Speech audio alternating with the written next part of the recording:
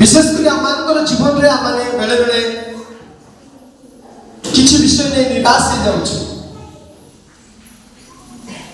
मोर रोग कहीं सुस्थ हो नहीं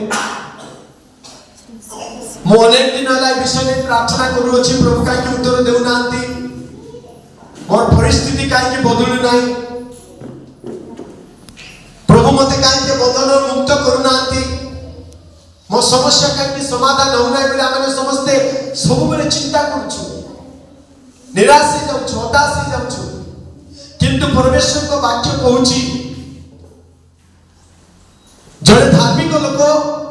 जिते परमेश्वर को निकटवर्ती हम प्रभु ताकू सेते आशीर्वाद करेंगे निकटवर्ती हे आमे प्रभु को ठारू जिते जगत निकट को चली जावा ताले जगत मध्य आमे जगत रे लिप्त